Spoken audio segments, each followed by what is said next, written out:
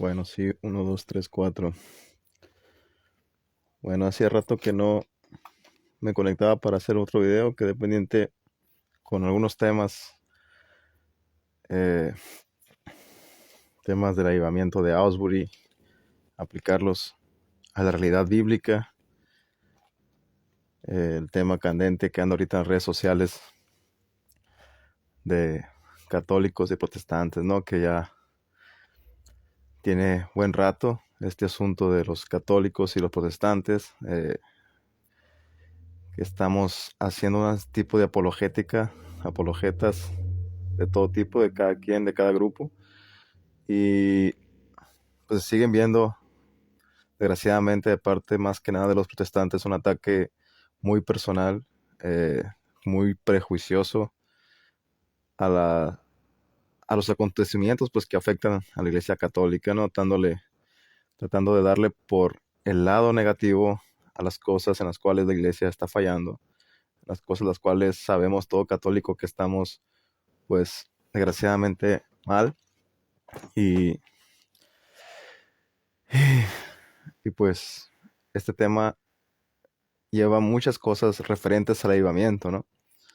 Recordemos también del avivamiento, si volvemos un poquito para atrás, este tema de los avivamientos en las iglesias evangélicas es un tema de renovación, ¿no? Un tema en el cual hay, hay una frescura en un momento determinado de la historia para salvar a la iglesia evangélica o cierta denominación protestante, pero en general se habla de un avivamiento interdenominacional donde no es exclusivo de cierta denominación, aunque puede empezar con un metodista, puede empezar con un bautista, puede empezar dentro de iglesias pentecostales. No es exclusivo de esa denominación, sino que son personas de todo tipo, una mezcolanza en la cual de repente llega este poder que se le atribuye a Dios para empezar a restablecer las cosas que a lo mejor estaban mal. Y por ejemplo, hemos visto que en los siglos pasados, en el primer gran despertar, pues estos predicadores que estaban hablando y enseñando al aire libre, que empezaron desde Inglaterra y brincaron a Estados Unidos, personas como John Wesley, como Carlos Wesley, como Jonathan Edwards, Jorge Whitefield, empezaron a predicar y se empezó a expandir pues este, este nuevo avivamiento, ¿no? Esta nueva manera de entender la predicación, de venir a la fe por medio de una experiencia personal, ya no tanto de una manera más llevada por la iglesia, en la que tú te acercabas a la iglesia, pedías ser bautizado, pedías participar de los elementos eucarísticos que tienen los protestantes, te afiliabas a cierta denominación, ya era como una experiencia personal cuando tú te acercabas a la fe. Entonces empieza a haber en cada avivamiento un cambio, ¿no? Dentro del protestantismo. Eh, de ese cambio surge el metodismo.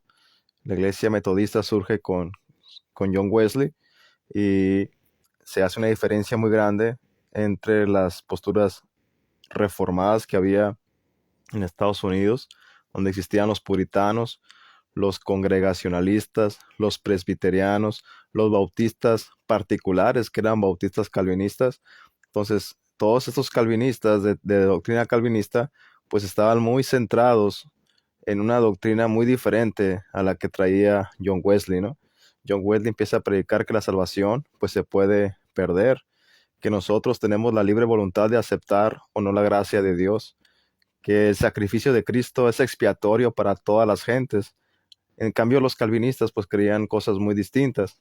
Creían que Jesucristo había muerto solamente por aquellos que de antemano había elegido para pagar el precio por los pecados de ellos. Creían que como el sacrificio de Cristo era un sacrificio solamente para los elegidos, aquellos elegidos tenían que ser llamados irresistiblemente, ¿no?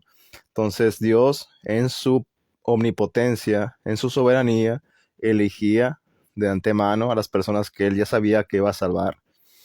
Y a estas personas les mandaba el Espíritu Santo trayéndoles luz, regeneración, vida, para que aceptaran el Evangelio y se hicieran creyentes, ¿no? Entonces había una diferencia muy grande en el tema de la salvación, un tema muy, muy disputado en época de John Wesley, ¿no? Y de este grupito salen los metodistas, y de ahí vimos cómo después, con el paso del tiempo, nuevos avivamientos en Estados Unidos, pues viene este Charles Finney, Carlos Finney, que era presbiteriano y empieza a meter a ciertas prácticas evangélicas que son muy populares hoy en día, ¿no? Como el llamamiento al altar, como hacer campañas evangelísticas, y todo este tipo de cosas donde atraemos a las masas a que hagan un compromiso público ante cierto movimiento que está pasando, por ejemplo, una campaña evangelística, una cruzada de milagros. Todas estas eh, maneras de ver el cristianismo se fueron, se fueron convirtiendo en una costumbre muy común, dado que acá ya en el 2000 donde 80, la década de los 80, del 90, del 2000, que es la época donde yo más o menos he transcurrido en mi vida, pues es de lo más común como evangélico ver todas estas cosas, ¿no? Y dices, bueno, pues así es la iglesia. Cuando tú naces dentro del cristianismo, cuando nosotros nacemos dentro de alguna tradición protestante, ya sea bautista, ya sea pentecostal, del corte que tú quieras, nosotros cuando nacemos en esa área, con padres que nos enseñan estas cosas, pues rara vez vamos a cuestionar las cosas que vemos como normales. Y por ende, pues era muy común en mi juventud ver todas estas cosas y verlos como que, pues así era el cristianismo, ¿no? El cristianismo así era siempre. Yo imaginaba a los apóstoles, me imaginaba a los apóstoles allá predicando el evangelio y haciendo un tiempo de campaña. Me imaginaba a los apóstoles con la Biblia en la mano y pasando a la gente al altar, ¿no? O sea,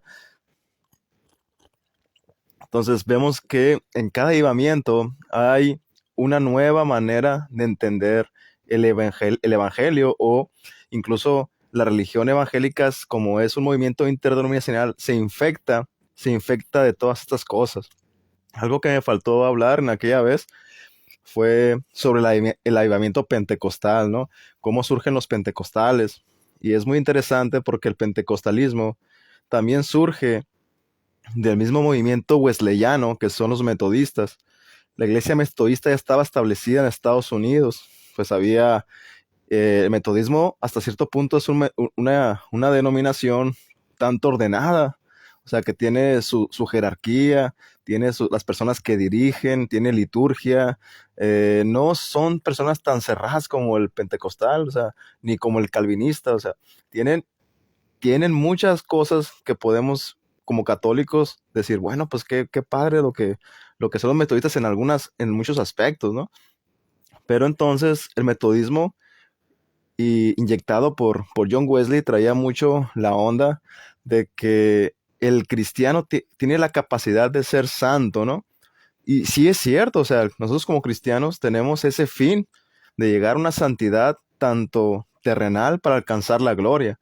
Pero lo increíble es que al tener una doctrina protestante basado en la sola fe, en que nosotros somos justificados solamente por la fe, sin la necesidad sacramental, es muy diferente llegar a una santidad propicia a el wesleyano que no tiene, pues, no tiene esta sacramentalidad de una manera institucionalizada, por decirlo así, ¿no? Entonces, la santidad se miraba mucho de un énfasis muy estricto en el cual el wesleyano estaba constantemente enseñando que debía apartarse de los aspectos mundanos, que debía alejar cualquier cosa que le afectara, buscar el amor de Dios, y empezaron a entender esta comunión del amor de Dios con la santidad de una manera que se convirtió en un nuevo pietismo, en un pietismo muy radical, en el que se empezaba a difundir qué podemos hacer como cristianos, pues para empezar a santificarnos. Y dentro del wesleyanismo, en la década de 1800, empieza este énfasis de que dentro de ese metodista empieza un movimiento de santidad. el movimiento de santidad en el siglo XIX. Empieza una secta que fue condenada por muchos ministros y pastores protestantes, otra vez de aquel movimiento, porque en ese momento, en el siglo XVIII, final del siglo XVIII, casi para el siglo XX, casi para el 1900, ya había un movimiento muy fuerte de restauracionismo. Ya este ámbito de avivamiento, de restaurar, de que la iglesia se ha corrompido, de que la iglesia se ha pervertido. Recordemos que en la Reforma Protestante la iglesia católica era la que estaba, profanación, estaba eh, dedicada ya, vamos a decir así, en una apostasía general, donde ya no había nada que hacer con esa católica y empieza un restauracionismo diferente con las ideas protestantes con Martín Lutero, ¿no? Entonces, acá en Estados Unidos, cuando la iglesia protestante se institucionalizó y ya había este movimiento para ellos como de fríos, de que no están avivados, de que no hay un fervor cristiano, empiezan a secularizarse, empiezan a trabajar en la industria, en muchas áreas y de la religión se queda a un lado. Entonces vienen ahí los avivamientos, ¿no? Y había esta restauración constante, por eso es muy interesante esa frase que tienen los reformados que dice la iglesia siempre reformándose, ¿no? Para reformados supuestamente siempre hay una reformación, pero con esta reforma siempre hay nuevas ideologías, nuevas maneras de entender la cristiandad. Eso es lo triste, pues que siempre va a haber una división dentro de ellos. ¿Por qué? Porque va a haber una nueva idea, un nuevo entendimiento de las escrituras y siempre van a tener que separarse, dividirse o desgraciadamente volver al pasado a tener consecuencias de teologías herejes antiguas y traerlas de nuevo a la vida y donde las personas empiecen a practicarlas esto como si fuera algo bíblico. Bueno, el movimiento de santidad así comenzó con un énfasis en la perfección, en el buscar el amor de Dios uno por otros y en tratar de llevar una vida genuina en la santidad, ¿no? Y empezaron estos grupos a expandirse por todos Estados Unidos. En este tiempo, donde estaba el movimiento de santidad, empieza a hablarse de una, por ejemplo, se entendía como que había dos manifestaciones, el movimiento de santidad tenía dos manifestaciones de Dios en los cuales eran primordiales en el cristiano. Por ejemplo, el primero era el llamado a convertirnos, a creer en el Evangelio y tener esta fe vinculada con Jesucristo, donde podríamos saber que somos salvos. Y la segunda era el llamado a la santidad, a buscar la perfección, a buscar ser un cristiano genuino, ¿no? Pero después se añadió también que en este transcurso de la santidad se necesita la ayuda del Espíritu Santo, ¿no? No voy a dar los nombres de las personas porque no tengo la forma en la cual tener todo organizado, pero sí hubo hombres en el décadas antes del siglo XIX, quizá una década, en 1890, 1880, donde empezar a predicar la llenura del Espíritu Santo, el bautismo del Espíritu Santo. Empezaron a entender supuestamente que no se puede alcanzar la santidad sin una frescura interior del Espíritu Santo, si no estamos nosotros bautizados por el Espíritu Santo, ¿no? Entonces, a mí me sorprendió que acá en Latinoamérica, en México, donde estoy yo, pues nosotros nos hacían entender en la iglesia de Dios donde estábamos, como que la iglesia de Dios venía de un avivamiento que pasó en la calle Azusa, donde es muy conocido. Si ustedes ponen avivamiento pentecostal calle Azusa en Google, ahí les va a aparecer quiénes son los protagonistas de este avivamiento, por qué se dio. Y empiezan a hablar de un lugarcito tan pequeño donde había metodistas, bautistas, estos hombres del movimiento de santidad, y que tuvieron un despertar, empezaron a hablar en lenguas, empezaron a tener bautismos del Espíritu Santo, manifestaciones y milagros y cosas de esas bien, bien extremas para la fecha en ese lugar.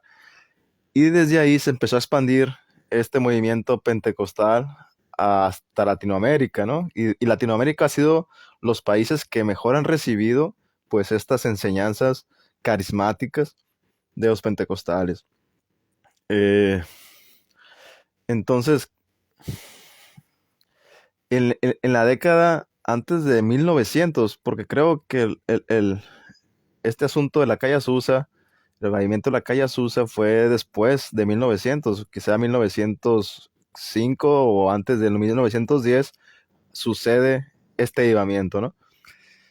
Pero en 1800, antes de 1900, ya estaba establecida la Iglesia de Dios, lo que conocemos acá nosotros como Iglesia de Dios en México, Evangelio Completo, ¿no? Que es una versión latinoamericana de esta iglesia. Quiero creer que siguen unidos, algo así. Pero pues el movimiento de santidad fue tan grande que no ocupó, como decir, unos milagros extraordinarios para hacerse y expandirse por todo Estados Unidos. Ya los pentecostales existían desde antes de los avivamientos de la calle Azusa Street. O sea, ya estaban de antemano movimientos pentecostales con el énfasis de hablar en lenguas. Empezaron personas a dar pasitos donde supuestamente hablan en lenguas, ¿no? Bueno, pues este avivamiento penetró fuertemente en Estados Unidos. Empezaron a haber diferentes avivamientos, como el de la calle Azusa, y se expande a Latinoamérica. Claro, como ser un movimiento interdenominacional dentro de los pentecostales, donde había bautistas, metodistas y un frego de raza que todos buscaban el mismo énfasis en el bautismo del Espíritu Santo, en el énfasis de la santidad, pues empezaron a haber divisiones dentro de estas iglesias, ¿no? De estas comunidades evangélicas pentecostales. De ahí surge el pentecostalismo que conocemos hoy en día como los apostólicos de la fe en Cristo Jesús o este tipo de movimientos pentecostales que también tienen las mismas manifestaciones sobre el Espíritu Santo que ellos creen tener, pero con la diferencia que ellos no creen en la Trinidad, ellos no creen en esta doctrina fundamental antiquísima del cristianismo, donde el Padre, el Hijo y el Espíritu Santo, pues son tres personas unidas en la misma esencia divina. Para ellos no, para ellos el Padre, el Hijo y el Espíritu Santo es la misma persona, simplemente manifestándose de maneras distintas para ciertas formas o revelaciones que Dios ocupa hacer a la humanidad. Entonces, estas modalidades o esta nueva forma de ver lo que es lo que es la divinidad de Dios, pues eran maneras muy antiguas, ¿no?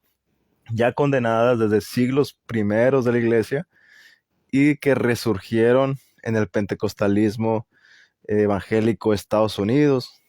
Tanto así que las iglesias apostólicas acá en Latinoamérica se dicen apostólicas porque supuestamente usan el nombre de Jesucristo como eslabón, como el estándar de fe de ellos. Ellos bautizan en el nombre de Jesús, ellos usan el nombre de Jesús para llamar al Padre, para llamar al Espíritu Santo.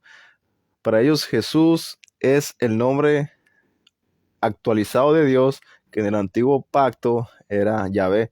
Entonces, por este simple hecho y porque malinterpretaron los textos del libro de Hechos, donde vemos a los apóstoles que estaban bautizando en la autoridad de Jesucristo, donde la persona de Jesús es el autor del bautismo, es en el nombre de Él en el que se da el bautismo, no en la fórmula bautismal, sino en la autoridad en que los apóstoles tenían que bautizar.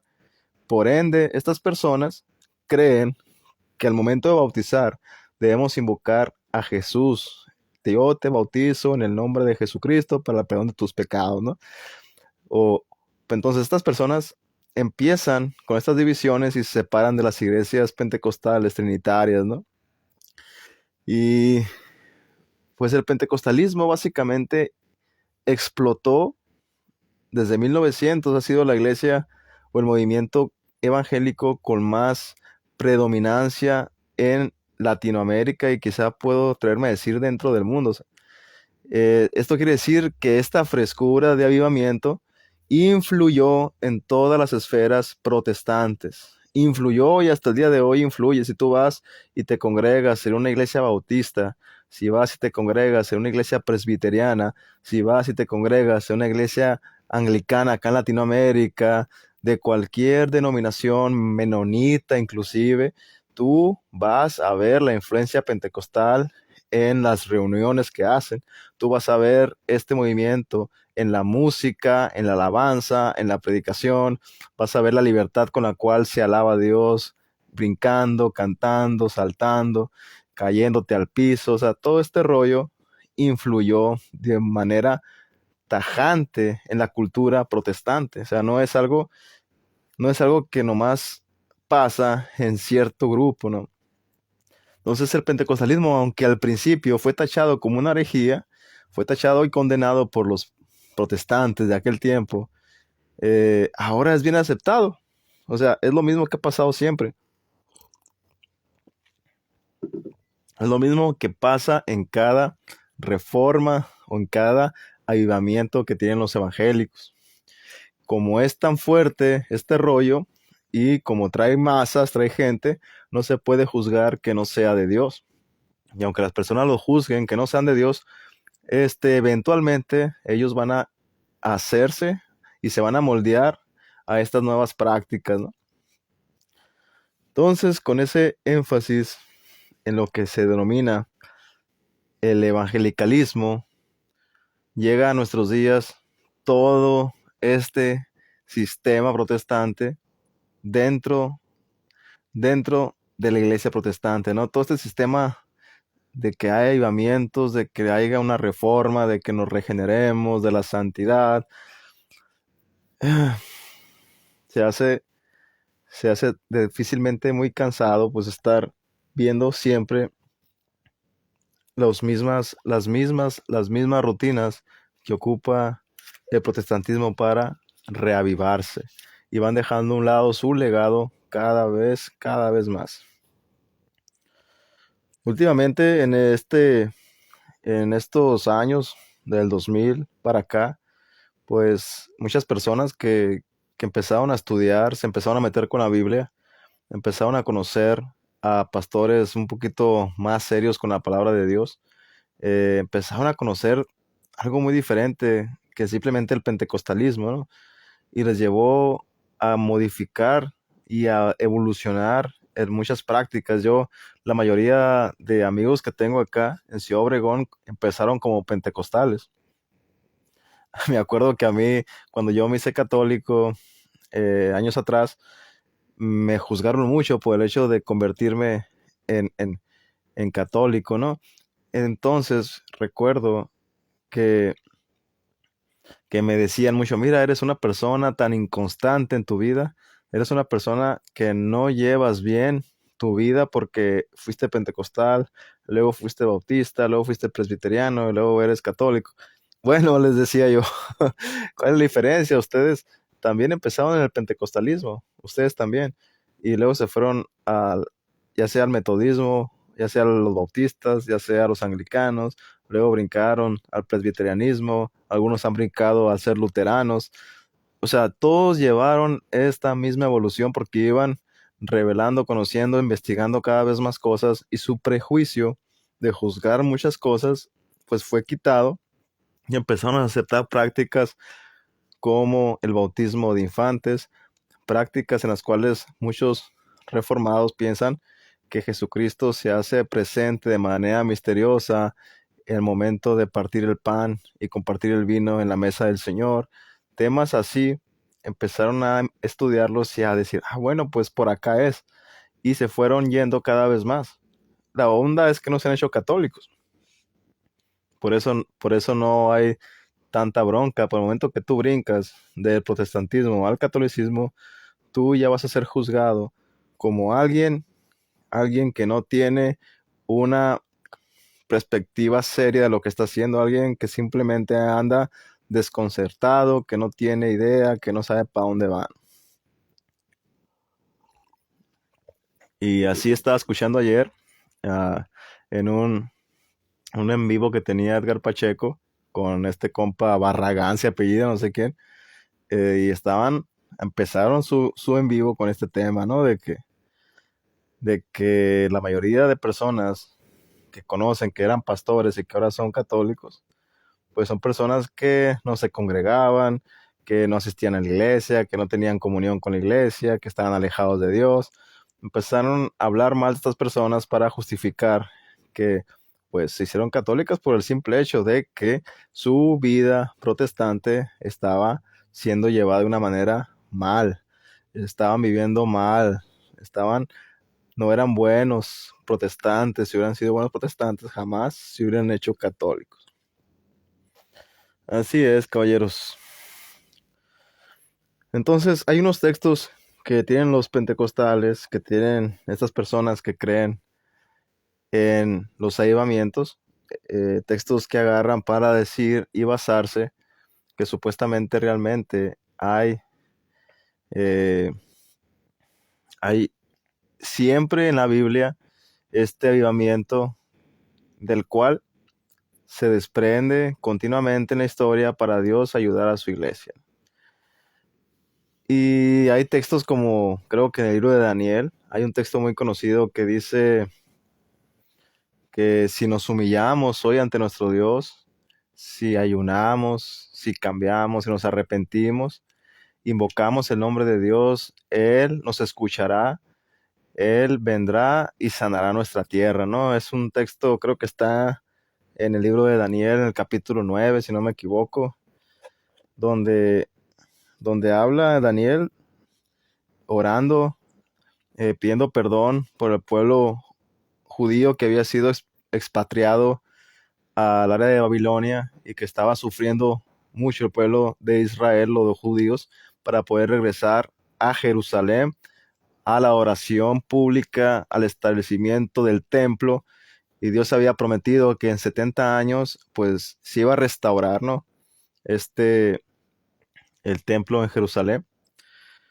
Entonces, hay un texto ahí donde está Daniel orando, ¿no? Y parece que Dios dice que si su pueblo se humillare, ayunare, clamare, se arrepintiera, se volviera de sus malos caminos, Él perdonaría nuestros pecados y sanaría nuestra tierra. Y este texto es un texto lema del pentecostalismo, para afirmar que, que una persona que está buscando a Dios, que está buscando sanar de sus pecados o que está viendo que su iglesia se ha corrompido, empieza a buscar a Dios, humillarse, entonces viene Dios y sana el momento en el cual están pasando, ¿no? Y, y sí, lo increíble es que hay muchas partes en el Antiguo Testamento, sobre todo, donde podemos ver que Dios realmente viene a hacer una reforma en el pueblo judío o en el pueblo israelita. Y, pero es muy interesante porque no tiene nada que ver con la manera en que el protestante entiende el avivamiento, ¿no? Qué triste es para el protestante tener que sufrir siempre de no tener seguridad eclesiástica, o sea, de siempre estar pensando en que tiene que empezar a hacer algo porque su iglesia se va a venir abajo. En cualquier momento su iglesia se ha condenado. Ahorita en la iglesia presbiteriana donde yo estaba, hay personas dentro de esa iglesia presbiteriana que sienten, que piensan y pueden argumentar con muchas cosas que su iglesia presbiteriana, aquí mexicana, pues está totalmente corrompida, que está llena del pentecostalismo, de ideas evangélicas, que ocupa regresar a estas verdades históricas que tiene el protestantismo o el presbiterianismo, y ocupan ellos moverse, buscar, hacer política, usar medios para empezar un trasfondo inmediato dentro de sus comunidades e impactar a su denominación. Pero si esto no funciona, o sea, si tú buscas todas estas alternativas con tu denominación, donde tú levantas la voz, protestas y dices que estamos mal, eventualmente tú tienes todo el derecho de abandonar ese lugar. Se ha corrompido, están engañados, entonces tú tienes todo el derecho de salirte de ese lugar y empezar un nuevo movimiento, a lo mejor con diferente nombre. Ahora te vas a llamar Iglesia Presbiteriana Ortodoxa, ¿no? O Iglesia Presbiteriana Confesional. Y así es como ha surgido en nuestra ciudad muchas iglesias evangélicas, bautistas, presbiterianas, donde, como están en contra de las iglesias o denominaciones donde nacieron, porque no se llevan las cosas como deben de ser, pues ellos empiezan a salirse de ahí, a hacerse pastores y a tener movimientos locales en los cuales supuestamente ellos sí enseñan esas verdades que ellos, los donde estaban, no enseñan. Entonces, qué frustramiento, ¿no? Ser protestante en ese aspecto, porque no vives seguro de la iglesia donde estás, porque estás dependiendo siempre de tu subjetividad personal para decir, bueno, pues aquí ya no está, yo leo la Biblia y entiendo que esto está mal, y empiezo a alegar, empiezo a hablar, y si no los convenzco, si no me dan, como dice Lutero, una buena conciencia conforme a la escritura, pues yo me voy, compas. Yo me abro de aquí y empiezo mi movimiento por otro lado. Y así ha surgido pues cantidad de dominaciones, iglesias que no tienen pastorado, iglesias que no tienen ningún gobierno, eh, pastores laicos que se hacen pastores después porque ya tienen 5 o 10 personas ahí y ya se autonombran pastores. Eso es el pan de cada día, es el pan de cada día. Pero la Biblia no enseña que las reformas sean así. O sea, la reforma en la Biblia, cuando tú la lees, un avivamiento, si lo queremos ver de ese lado, no te va a llevar a ti a que abandones el lugar en el cual tú estás recibiendo esta verdad, sino te va a llevar a renovar en un sentido histórico, porque siempre la fe se dio en un momento, se estableció en un momento con reglas, con oficiales, con personas que están a cargo, con ciertas ceremonias, con ciertos ritos, con ciertas maneras y formas. Siempre se dio así la fe, tanto en el Antiguo Testamento como en el Nuevo Testamento. Cuando nosotros veamos que nuestra iglesia no está llevando las cosas bien, ¿por qué no vamos a salir? Pero cuando tú te sales de la iglesia porque tú ves corrupción y empiezas una nueva iglesia, tarde o temprano alguien se va a salir de la tuya y esa es la maldición protestante que ha caído sobre ellos hasta el día de hoy, hasta el día de hoy. Entonces el católico sí puede sustentar estas cosas. Podemos ver un ejemplo en el libro de Segunda de Crónicas, en el capítulo 34, por ejemplo. En el capítulo 34, en el versículo 14,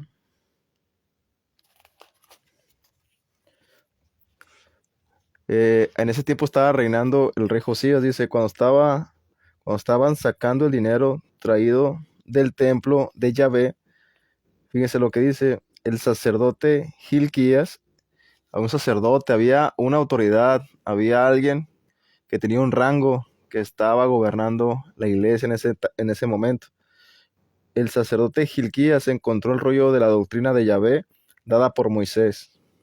Gilquías tomó la palabra y dijo al secretario Safán, dijo esto, he encontrado un rollo en la doctrina del templo, en el templo de Yahvé. Y entregó el rollo a Safán, que se lo llevó al rey. Safán le rindió cuentas de las obras. Tus siervos están haciendo todo lo que ha sido encargado por el rey Josías. Han fundido el dinero traído del templo de Yahvé y lo han entregado a los encargados y a los que trabajan en la obra. El secretario Safán informó también al rey, el sacerdote Gilquías me ha entregado un rollo, y Safán leyó una parte ante el rey.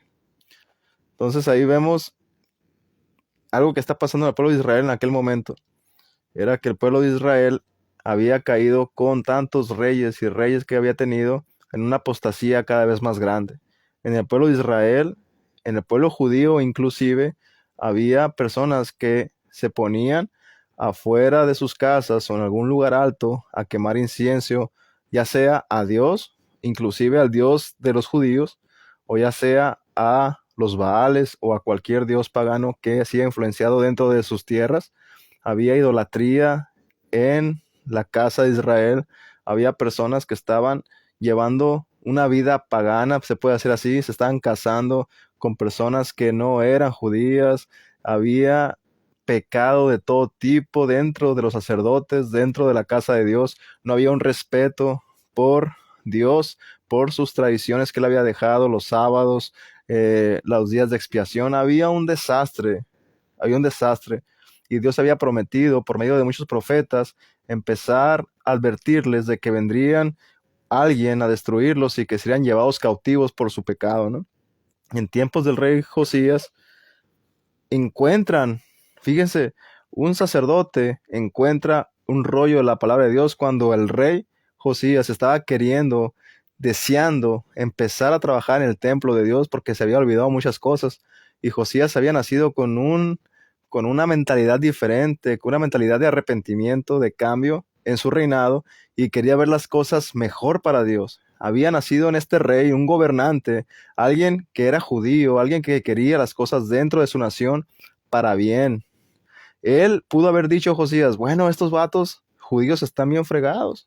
Lo que voy a hacer mejor es salirme de esta iglesia, es abandonar este judaísmo y voy a empezar a hacer otro rollo, voy a orar para que mi Dios me mande un avivamiento. Pues lo podemos ver de esa manera, ¿no?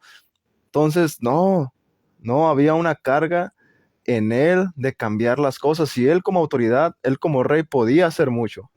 Entonces Dios le provee a, de hombres también, sacerdotes o escribas o personas que también tienen cierta autoridad dentro de esta religión judía en aquel entonces, que podían ayudar al rey. Entonces vemos que en su soberanía Dios, cuando empieza una reforma dentro de su iglesia, no abandona su jerarquía, no abandona su institución, no abandona a las personas que están dentro de ese pueblo que le ha llamado. No empieza rápidamente como nos han enseñado los protestantes, que si está mal nuestra iglesia nos salgamos de ahí, nos vayamos a otra, nos cambiemos a otra. No hay nada de eso, sino que hay una reforma, sí, una reforma siempre va a haber, pero vamos a ver cómo la llevó Josías. Entonces se encuentra en este rollo y dice, cuando el rey oyó las palabras del rollo de la doctrina, rasgó sus vestiduras. Hubo un arrepentimiento en este rey. Miró que lo que estaba escuchando no estaban haciendo nada de ellos, y le dolió y se rasga las vestiduras en señal de penitencia, en señal de que le ha dolido y que sabe que están mal. Y ordenó a Gilquías, a Jicán, hijo de Safán, a Abdón, hijo de Miqueas, a Safán, secretario, y a Asaya, ministro del rey.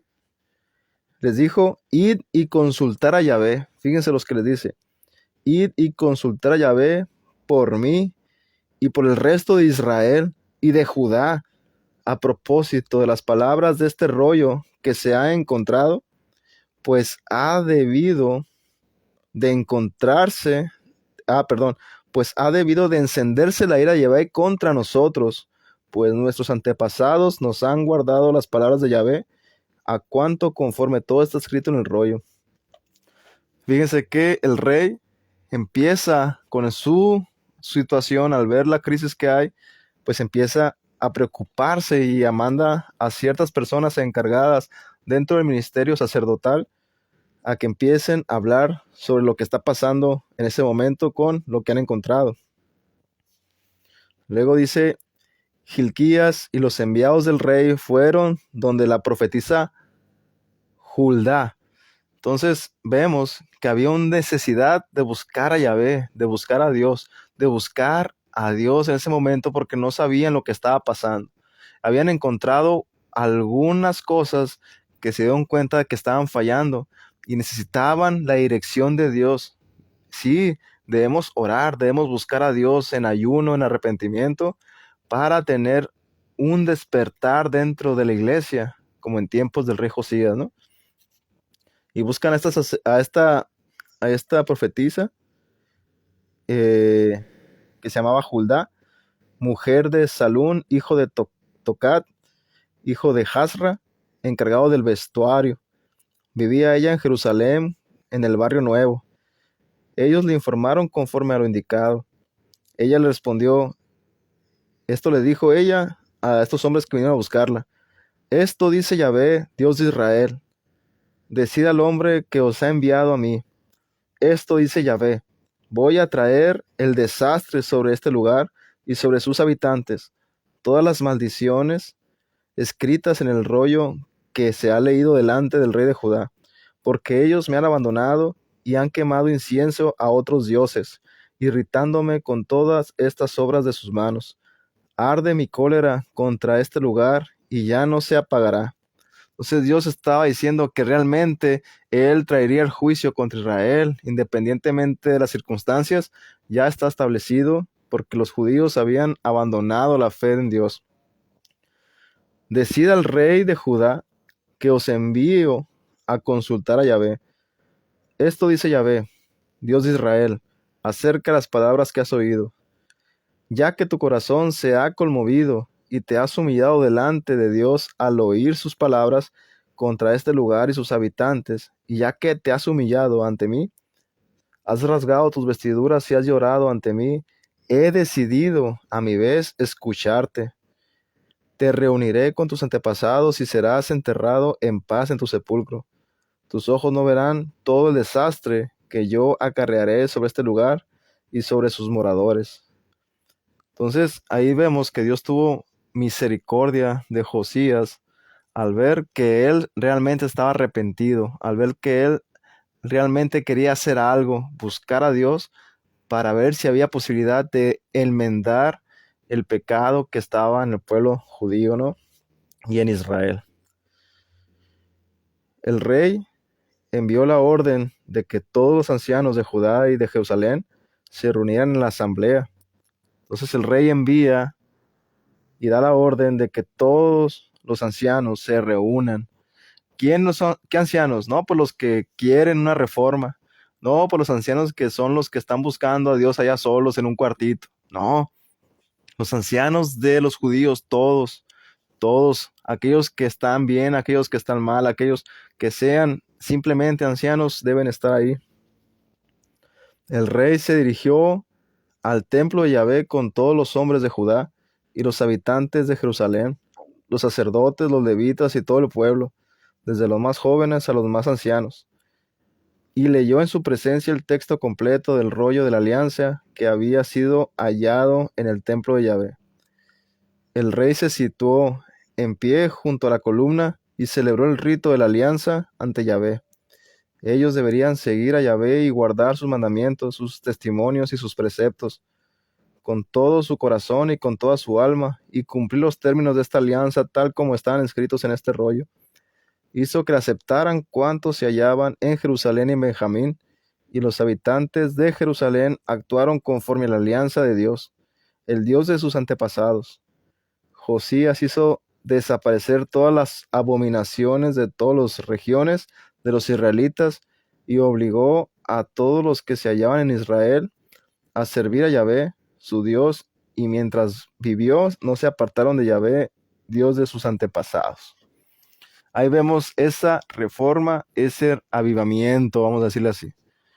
Un rey en vida que destruye las abominaciones que estaban pasando dentro de su iglesia, vamos a decirle así, ¿no?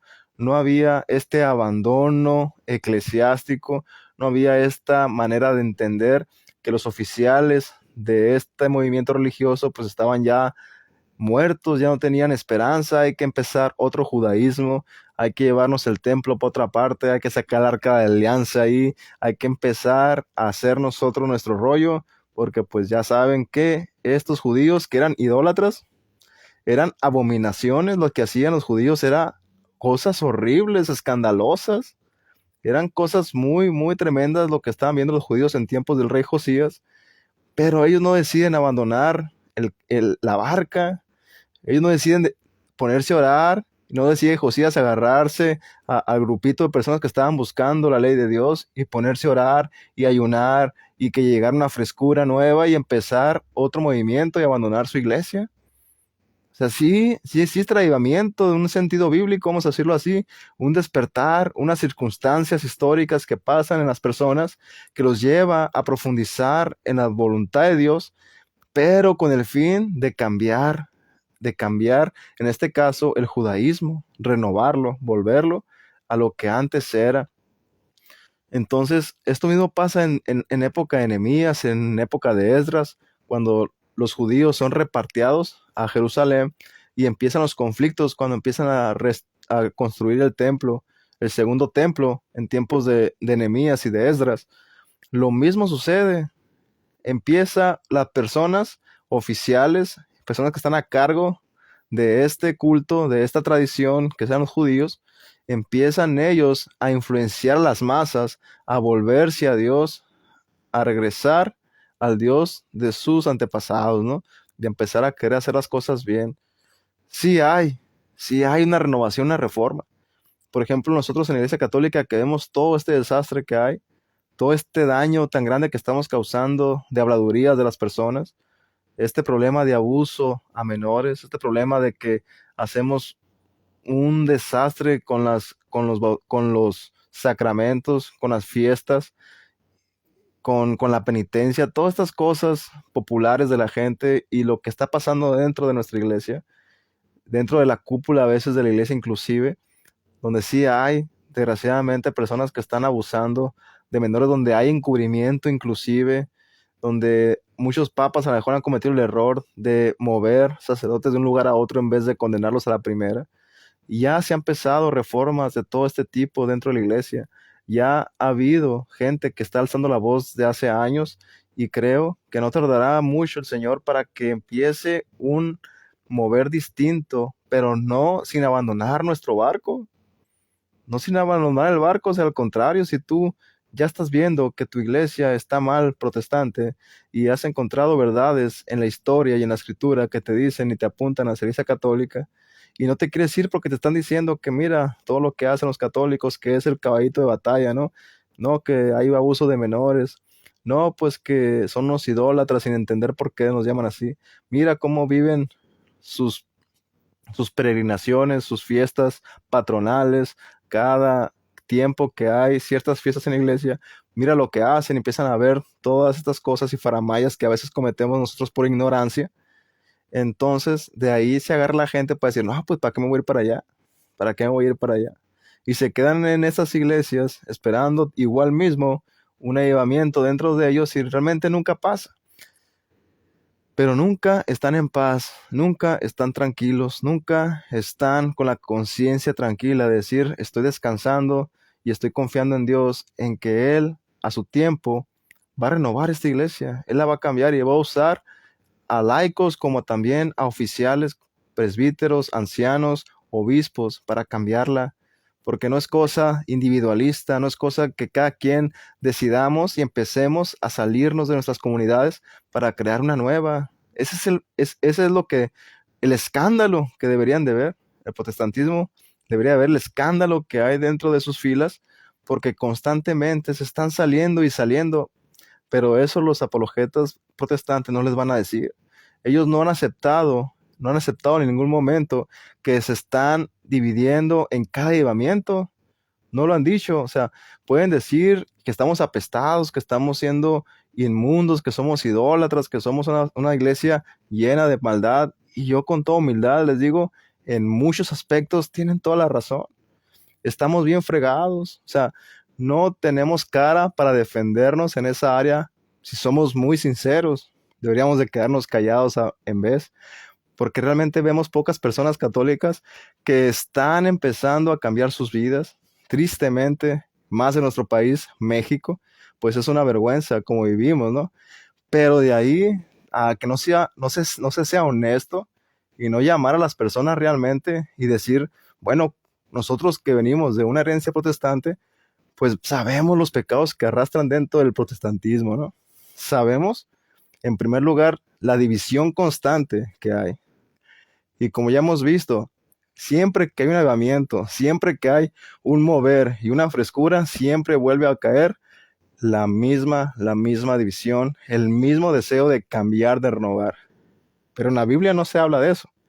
Si tú ves el libro de Nehemías y ves Segunda de Crónicas, lo que acabamos de leer, de Josías, el rey Josías, y donde había pecado, donde había maldad dentro del pueblo, había una reforma, había un movimiento de frescura, había un movimiento de avivación, había personas que se estaban rasgando las vestiduras, que estaban llorando, que estaban sufriendo al entender por medio de la palabra expuesta por oficiales del misma orden judía y ver que estaban fallando, que estaban mal, pues había un cambio en sus vidas, había un despojo de su pecado y empezaban a vivir su vida judía, su religión judía, de una manera en la cual se apegaba a los mandamientos escriturales sin abandonar nunca su institución, o sea, sin abandonarla, sin dejarla. Y hay este énfasis dentro del catolicismo histórico, supuestamente, de que nosotros los católicos, que cuando empieza esta nueva forma del catolicismo en tiempos de Constantino el Grande, en el año 324-25 en adelante, donde la iglesia se hace como cierta forma el privilegio de no ser perseguida y con el paso del tiempo la iglesia católica también es la institución religiosa del Imperio Romano, se empieza a hacer el énfasis de que la iglesia ya se había corrompido y se había politizado y había influencia de todos lados dentro de la iglesia.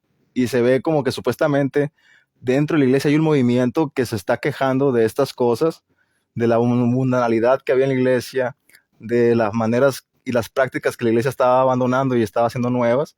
Y empieza el monaquismo, ¿no? Personas que se salen de la iglesia, supuestamente así me ha tocado ver a personas que tratan de justificar estas personas que se separaban, que se apartaban de la sociedad cristiana y se iban a ciertos lugares a hacer penitencia, a meterse con Dios en lo personal, como San Benito, como San Atanasio y muchos otros hombres dentro de la Iglesia Católica que empiezan el monaquismo, por decirlo así, el ser monjes, empiezan a buscar a Dios en lo íntimo.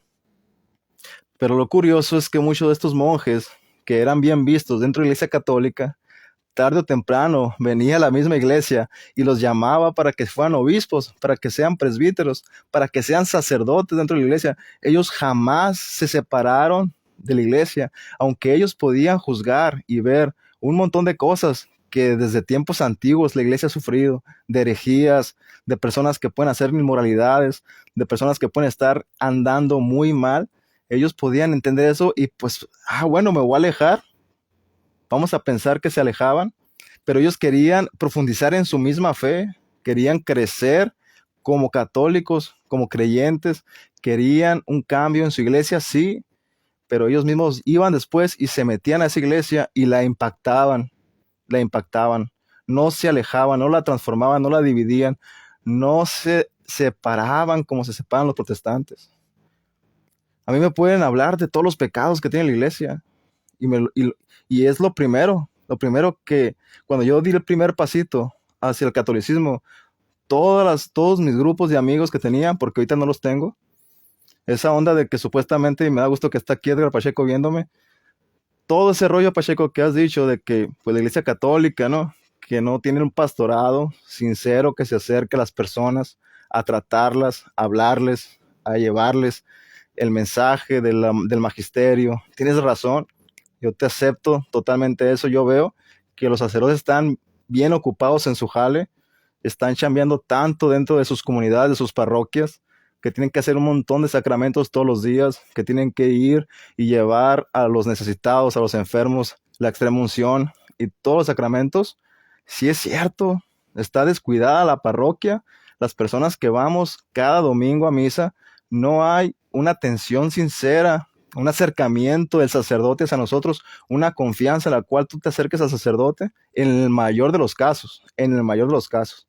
Puede ser, yo no puedo generalizar aquí porque mi vista solo me alcanza a ver a Ciudad Obregón, Sonora, donde vivo, ¿no? Yo no he visto, pero viendo el catolicismo popular, soy honesto y puedo pensar que así es en Latinoamérica. Puedo pensar que sí es, ¿no? Entonces yo sí creo que le falta un montón a la Iglesia Católica. Le falta acercarse con su gente.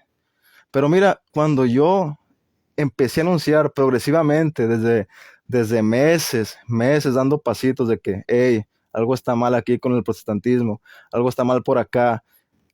Dime, ¿quién de mis amigos se acercó? ¿Quién de mis amigos reformados, calvinistas, metodistas, bautistas, ¿quién de los pastores que me conocían se acercó a buscarme? ¿Quién vino? ¿Quién? Mi pastor, en ese momento, que era presbiteriano yo, él empezó a saber mi rollo y supo de boca mía también, y nunca se paró a la casa a hablar conmigo. Dijo, ahí lo vamos a ver después, pero jamás intervinieron, jamás importaron, se le importó el cambio que yo estaba dando, porque estaba dando avisos. Ella descubrí esto, ella estoy viendo esto, estoy aprendiendo esto. ¿En qué momento se sientan contigo los pastores de cualquier denominación cuando un converso está haciendo ese paso? ¿En qué momento, en vez del prejuicio tan grande que entra en sus vidas, porque yo estaba dentro de una iglesia presbiteriana, ¿sí? Una iglesia presbiteriana que rebautizaba a sus conversos católicos. O sea, supuestamente nosotros como reformados no creemos en el rebautismo, siempre que sea en el Padre, en el Hijo y en el Espíritu Santo el bautismo. Pero no, acá el prejuicio anticatólico es tan grande que los pastores acá presbiterianos bautizan al católico que se hace presbiteriano. Así te lo pongo. ¿Tú crees que cuando yo empecé a decir que había cierta luz en el catolicismo, que miraba ciertas verdades en el catolicismo, que apreciaba, me impactaban muchas cosas que veían ellos, cuando ese sesgo se me cayó de la vista, alguien quiso venir? No, o sea, ya te dan por muerto, te dan por default. Pues búscale por otro lado, pues no hay un pastorado sincero tampoco allá. Desgraciadamente no lo hay. Siempre que tú estés diezmando, siempre que tú estés aportando, siempre que tú te comprometas con una membresía local, siempre va a haber este aspecto donde hay, tú me das, yo te doy, tú me das, yo te doy. Pero el momento de las dudas, el momento de que tú estás confuso con tu denominación, inclusive me acuerdo que todavía se acercaban a mí el momento donde yo estaba siendo un poco problemático en mi dominación, donde estaba con cierto grupito de personas presbiterianas que queríamos que nuestra iglesia sea confesionalista, que nuestra iglesia, nuestra tradición tenía que marcarse por medio de la confesión de Westminster, y mirábamos que dentro de nuestras comunidades presbiterianas pues había un desastre. O sea, había personas allá en el sur del presbiterianismo, en Chiapas, en Oaxaca, donde me dijeron que celebraban la comunión con Coca y Doritos. Con Coca-Cola y Doritos Nachos celebraban la Santa Cena. Había personas que el pentecostalismo de la iglesia presbiteriana se había metido, infiltrado tan grande que los cultos no había más que solamente el énfasis pentecostal, de tener música con volumen fuerte, de tener personas brincando, saltando, teniendo este gozo, énfasis en la predicación, una predicación light, una predicación donde solamente te lleva la motivación personal a un positivismo en el cual tú te encuentras satisfecho, pero no había doctrina, no había enseñanza, no había fundamentos. Era el mismo show. Me fui a los bautistas, me fui a presbiterianos y veía el mismo problema en todos lados. Entonces, cuando tú te abres de una iglesia de cualquier tipo de denominación, rara vez ese pastor te va a ir a buscar y va a tratar de, con amor, convencerte de que quizás estás mal. No va a tener paciencia contigo. No va a tener paciencia contigo. Se nos acusa también de que nuestra iglesia, pues no hay una disciplina, ¿no?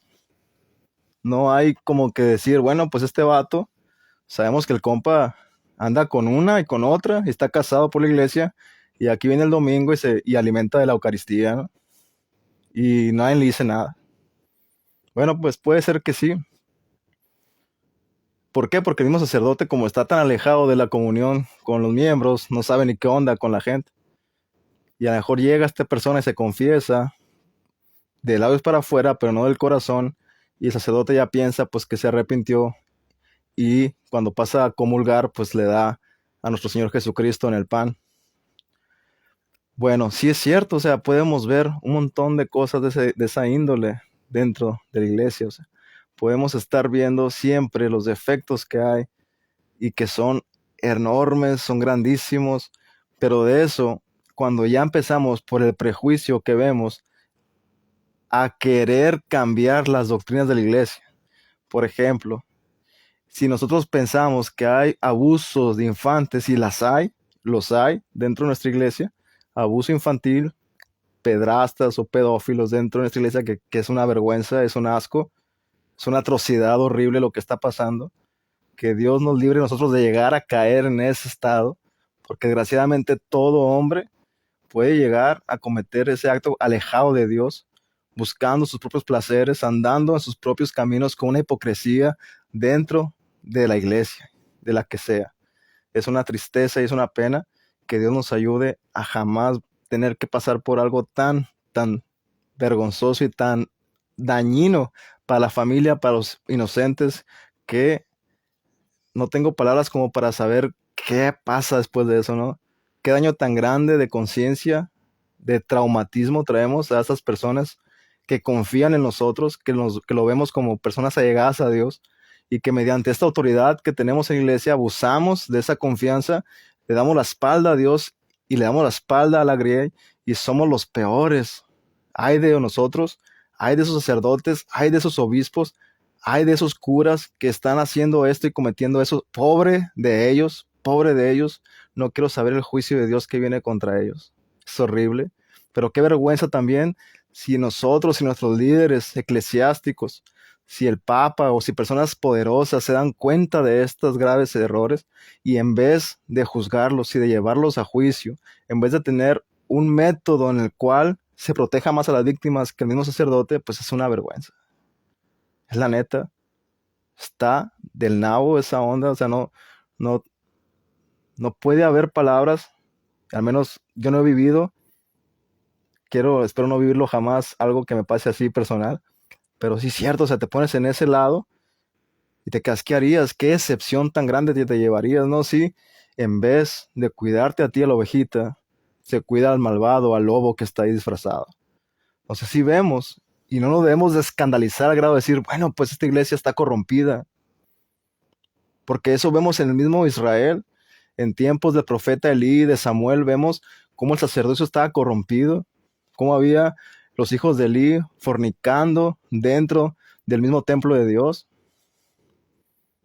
Tampoco podemos llegar al grado de decir que Dios no está con la iglesia católica por los pecados tan graves de inmoralidad que podemos encontrar ahí. No podemos justificar salirnos de esta iglesia porque vemos que la iglesia se ha llenado de gente que está sirviendo a Satanás antes de que al Dios que han ellos hecho voto de celibato, o hecho un voto de consagración.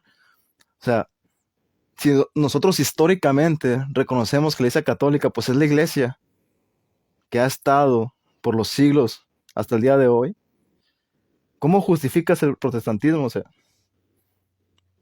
porque es lo mismo que pasa en tu dominación. Es lo mismo que va a pasar mañana pasado en tu dominación. Nunca vas a tener una dominación constantemente santa como tú quieres. Nunca vas a llegar a tener esa dominación perfecta. Tarde o mañana se va a levantar un Martín Lutero, se va a levantar un Calvino, se va a levantar un John Wesley. Tarde o temprano se va a levantar un hombre que empiece a predicar en contra de tu denominación. Qué cosas tan aberrantes hacemos los cristianos y llegamos a hacer. Y lo mismo podemos ver en iglesias históricas como el anglicanismo, una iglesia que es la, la madre, por decirlo así, de todos los ingleses, que está del lado del Estado también. Y las personas allá ya están casando homosexuales. Ya hay sacerdotisas. Ya hay escándalos de este nivel tan grave, tan horrible. Podemos empezar a hablar del luteranismo en Suecia, donde pasan las mismas atrocidades, ¿no? Y así podemos irnos hablando de cada denominación. Y pues desgraciadamente, ¿a dónde nos vamos a ir? ¿A dónde vamos a ir? Dice mi hermano Edgar Pacheco que hagamos un changarrito afuera, ¿no? Ponemos música a todo volumen ahí y empiezan a llegar las ofrendas, ¿no? Porque aquí en Ciudad Obregón, si tú te echas una vuelta para acá, para Ciudad Obregón, el día que quieras, ven para acá y aquí te llevo iglesia changarrito por changarrito. Ahorita en el 2000, En el 2014 no había ninguna iglesia calvinista. Ahorita estamos en el 2023 y puede haber changarritos calvinistas. Yo puedo contar así nomás como unos 5 pastores autodenominados bautistas calvinistas que ya se pusieron el apodo de pastores, nomás con el hecho de abrir un changarro. Y ya reciben diezmos y ofrendas, nomás de calvinistas. Ahora, si te hablo de pentecostales, si te hablo de apostólicos, si te hablo de la luz del mundo, de testigos de Jehová, de mormones, ¿a dónde voy? Bueno, en la Biblia sí vemos el avivamiento. Ya para terminar con esto, sí hay un avivamiento, hay un despertar de personas que buscan a Dios, que se humillan a Dios, que oran, que están ayunando, haciendo penitencia por las gravedades de la maldad que hay dentro de la iglesia, ya sea del Antiguo Testamento o del Nuevo Testamento. Hay un dolor tremendo y es lo que a lo mejor yo no estoy viendo con los apologetas católicos, desgraciadamente, que siempre están diciendo las faltas del evangélico, ¿no? Si el evangélico nos pega un fregazo a nosotros con los pecados que hacemos, pues se lo vamos a devolver. Y se lo voy a devolver. Y si me dicen que soy abusador, pues yo también te saco tus abusadores y ya estamos devolviéndonos el fregazo constantemente, ¿no? Pero en estas cosas yo sí considero que antes de tirar la piedra, debes de bajar la guardia. O sea, antes de tirar la piedra hacia, hacia los evangélicos, si son una verdad lo que están diciendo, si la iglesia está haciendo cosas escandalosas que están llevando al prejuicio, si están llevando a que desgraciadamente las personas piensen mal de nosotros, estamos siendo causa de tropiezo a las masas, primero acepta el pecado. Hugo Delgado, sé que no vas a ver este video, ni Plasencia, no sé si Luis Lisboa esté de acuerdo conmigo, y todas estas personas que están ahorita hablando a favor de la Iglesia católica, les habla un católico antes de devolver la piedra, que se vea el dolor al aceptar el mal que hay en nosotros, que se vea el dolor de que realmente estamos preocupados por nuestra iglesia, que se vea el rasgamiento de las vestiduras antes de tirar la pedrada para afuera, porque la neta, hacerte católico en esos tiempos, como dice Javier Rabasi, pues ya es por un milagro del Espíritu Santo. Que un protestante se haga católico es un milagro del Espíritu Santo. Esas son las palabras del sacerdote argentino Javier Rabasi, porque él es una persona que está en YouTube y que lo pueden seguir en el canal de Que No Te La Cuenten. Y él está siempre llamando y haciéndonos ver las cosas que hacemos los católicos que están fuera de lugar. Hay sacerdotes muy, muy pequeños, eh, como puede ser Arturo Cornejo, puede ser Caín, se llama Caín, sacerdote Caín, no sé qué, que están también desde su parroquia tan pequeña, metiéndose a YouTube y alzando la voz contra algunos abusos tanto de laicos como de sacerdotes dentro de la iglesia. Entonces sí hay personas que levantan la voz, hay obispos que levantan la voz, pero desgraciadamente la mayoría estamos metidos en nuestros problemas, en nuestros asuntos, en nuestras preocupaciones, y no estamos orando, no estamos en penitencia por las cosas que están dentro de nuestra iglesia causándonos tanta vergüenza, tanta vergüenza, y pues ya para no seguir con este rollo, a los protestantes que pueden ver este video después, lo voy a subir a YouTube. Si alguien lo ve, les animo a que recapaciten ahora que hay este despertar en Asbury, que les puede traer mucho gozo, que les puede traer, no sé, algún tipo de efervescencia, de buscar a Dios de nuevo. Que recapaciten y piensen realmente si tienen seguridad en el sentido eclesiástico, si se sienten tranquilos, si piensan que lo que están haciendo es conforme a su voluntad, o porque están ahí simplemente porque están llevando una doctrina supuestamente genuina, y que recapaciten en que si el avivamiento es un avivamiento que divide, que separa, que trae nuevas herejías, que trae nuevos problemas, que trae un sinfín de cosas, o si realmente el avivamiento debe ser aquel que reforma nuestra iglesia, que cambia nuestra iglesia, que impacta nuestra iglesia, que renueva la liturgia, que renueva el orden, que renueva el estado de una iglesia religiosa que transforma la sociedad. Qué fácil es ser ahora pentecostal y evangélico. Es fácil ir a la iglesia. Qué fácil es ser pecar dentro del protestantismo también. Desgraciadamente también es bien fácil ahí. ¿Por qué? Porque mañana tú te arrepientes en tu cuarto, le pides perdón a Dios y de conciencia, según tú, sales bien tranquilo. Pero ¿qué penitencia haces? ¿Cómo reparas el daño? Entonces hay muchas cosas que el protestante ha encontrado en el catolicismo que yo en lo personal digo, está bien difícil esta onda. A veces digo, no sé en qué me metí. No sé en qué me metí porque ser un católico genuino es muy difícil a ponerme la etiqueta de un evangélico genuino. Qué complicado es vivir dentro del catolicismo, donde buscamos tener una santidad, donde buscamos tener una conciencia tranquila siempre, donde buscamos estar en gracia siempre, estar en gracia constante, no perder esa gracia. En el protestantismo es fácil tener gracia, simplemente lo aceptas, lo crees, te lo pones en tu corazón como si ya fuera, como si tú fueras Dios para decir, ahora sí, ya Dios me perdonó, ahora sí, Dios ya me santificó, ahora sí, yo ya estoy caminando bien. Es fácil, pero dentro del catolicismo, vivir tu matrimonio, vivir tu vida sacramental, poder comulgar, poder saber que eres perdonado, el estar constantemente con una conciencia que nos lleve a Dios, el buscar una santidad, es mucho más difícil por acá, la verdad. Y por eso, desgraciadamente, hay muchos católicos que se nos van de aquí, muchos católicos que se divorciaron y que se vuelven a casar y se van a otra denominación protestante, porque obviamente tú te puedes casar las veces que quieras. Aquí te puedes casar solamente una vez. No puedes tener 3 matrimonios. O sea, no puedes. Bueno, pues voy a buscar una iglesia donde yo pueda estar en paz.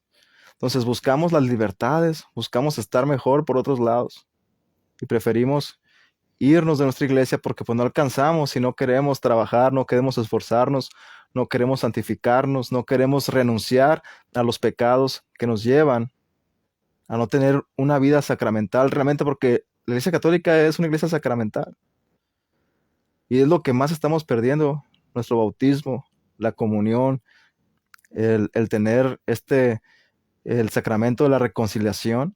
Estos sacramentos importantísimos dentro de la iglesia lo estamos dejando cero importancia y a nuestras comunidades católicas.